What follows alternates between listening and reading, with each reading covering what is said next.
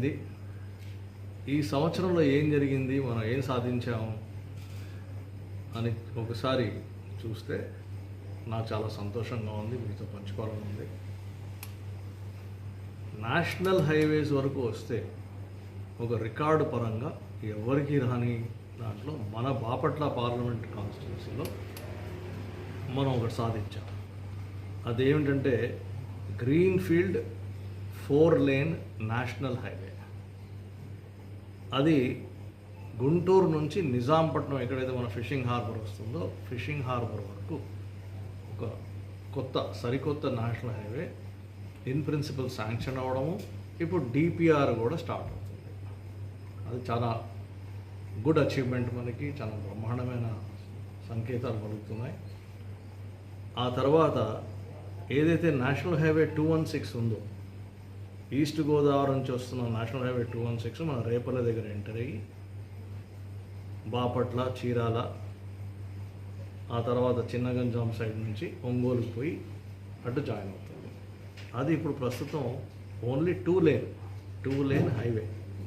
దానికి మనం ఏం చేసామంటే పోయి నితిన్ గడ్కరీ గారితో అడిగి దీన్ని 4 లేన్ చేయాలని నేను ప్రపోజల్ పెట్టాను, చాలాసార్లు కలిశాను, వాళ్ళు అప్రూవ్ చేశారు.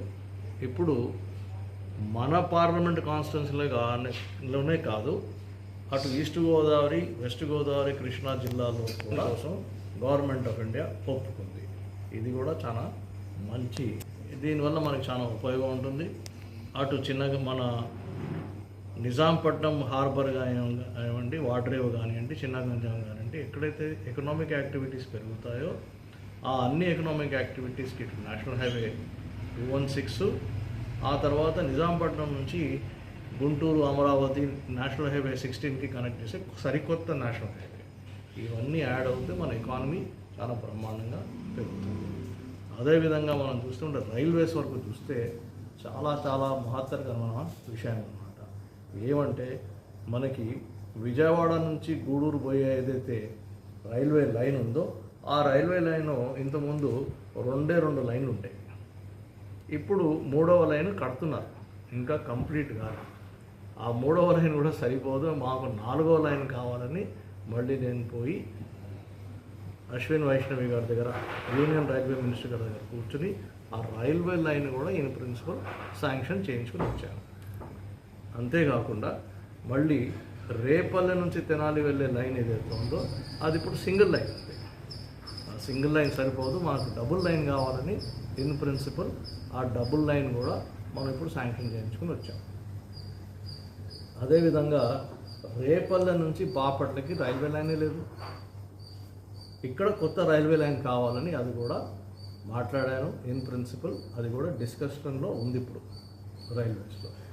అయితే మీరు చూస్తూనే ఉన్నారు, మనం ఎప్పటి నుంచో ఎన్నో ఇండిపెండెన్స్ వచ్చినప్పటి నుంచి 1947 నుంచి మనకి ఇంపార్టెంట్ రైల్వే లైన్ ఏదైతే ఉందో తెనాలి నుంచి విజయవాడ, తెనాలి, బాపట్ల నుంచి ఉన్న రైల్వే లైన్ మీద ఆర్ఓబీస్ లేవు, రోడ్ ఓవర్ బ్రిడ్జెస్, ఆర్యూపీస్ లేవు, ఎన్నో లేవు. నేను మళ్ళీ అన్నీ విజిట్ చేసి 62 జాగాల్లో ఆర్ఓబీలు, ఆర్యూపీలు పెట్టాలని నేను ఒక ప్రతిపాదన పెట్టి ప్రతి వారం ఎక్కడో చోట రైల్వే అధికారులను కలుస్తూనే ఉంటాను. దాని ఫలితం ఏమిటంటే ఇప్పుడు మనకి 5 ఆర్ఓబీలు 317 కోట్ల రూపాయలతోని 5 ఆర్ఓబీలు శాంక్షన్ అయ్యాయి. ఇప్పుడు డిపిఆర్ కండక్ట్ చేస్తున్నారు, వర్క్ స్టార్ట్ అవుతుంది. సంవత్సరంలోగా మనకు 5 ఆర్ఓబీలు కన్స్ట్రక్ట్ అవుతారు. ఇంత జరగడం ఏ కాన్స్టిట్యున్సీలో జరగట్లేదు, మా బాపట్ల పార్లమెంట్ కాన్స్టిట్యున్సీలో జరుగుతుంది. అదేవిధంగా విద్యాభ్యాసానికి వచ్చేసరికి జవహర్ నవోదయ విద్యా స్కూల్ కావాలని రాశాను, అది కూడా ఇన్ ప్రిన్సిపల్ అగ్రి అయ్యారు. మీరు ల్యాండ్ చూపియండి అని మన స్టేట్ గవర్నమెంట్ అడిగారు. మన స్టేట్ గవర్నమెంట్, జిల్లా కలెక్టర్ కానీ, జిల్లా యంత్రాంగం కానీ ఆ ల్యాండ్ చూపించగానే ఆ స్కూల్ కూడా కడతారు. జవహర్ నవోదయ విద్య ఇది మాకు కావాలని నేను అడిగి ఇప్పుడు నేను అది తెప్పించుకుంటున్నాను. అది బ్రైటెస్ట్ స్టూడెంట్స్ కోసం అది కూడా మనకు వస్తుంది.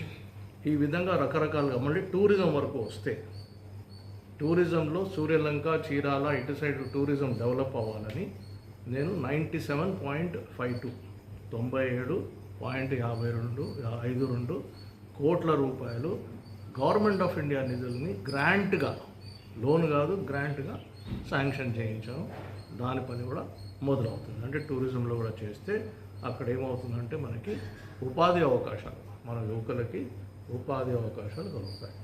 ఇవి మనం ఈ సంవత్సరంలో ఇంకా వేరే డిపార్ట్మెంట్స్ కూడా ఉన్నాయి.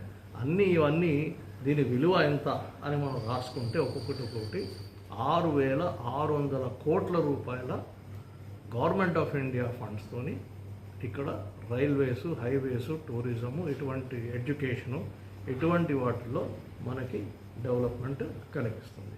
ఇది కేవలం ఫస్ట్ ఇయరే, మొదటి సంవత్సరంలో మనం ఇంత సాధించగలిగాం.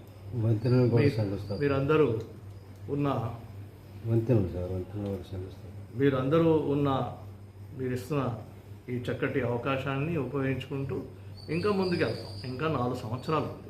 మన కూటమి ప్రభుత్వం ఏదైతే ఉందో, శ్రీ నారా చంద్రబాబు నాయుడు గారు ఇస్తున్న ఎంకరేజ్మెంటు మాకు ఎంపీలకి ఢిల్లీలో ప్రతి నెల వచ్చి ఎంపీలు ఎలా పనిచేయాలి, ఏం చేయాలి అని కూడా చెప్పడం.